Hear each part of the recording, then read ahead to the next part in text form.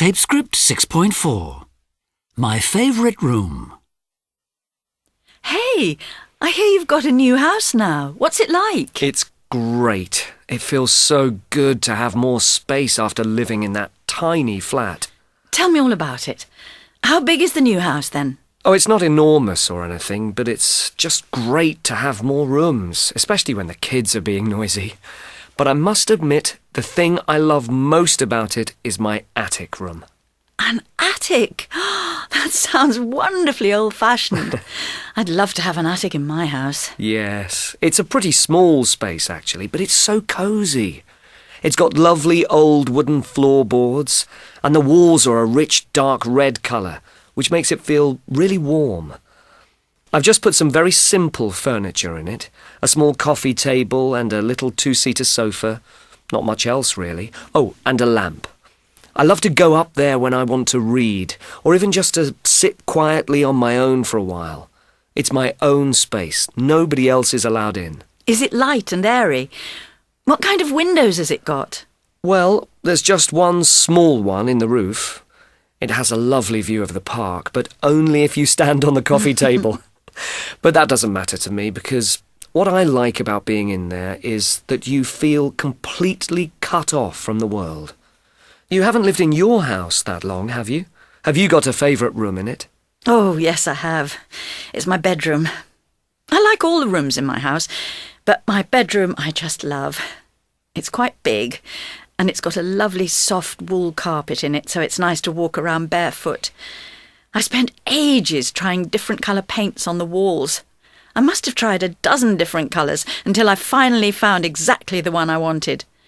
I think getting just the right colour for a room is really important, don't you? What colour is it? Blue.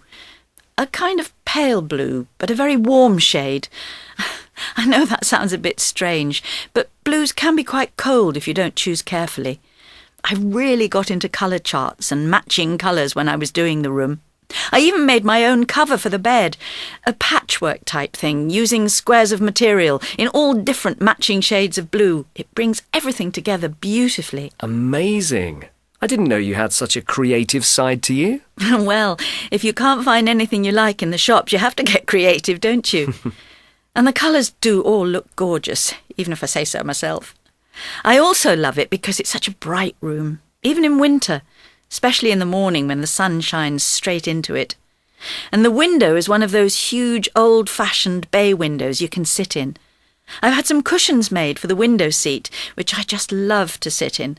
And the first thing I do when I get out of bed is sit on there for a while, just staring out into the world. I like to wake up slowly as I watch the first people setting off for work. That sounds nice.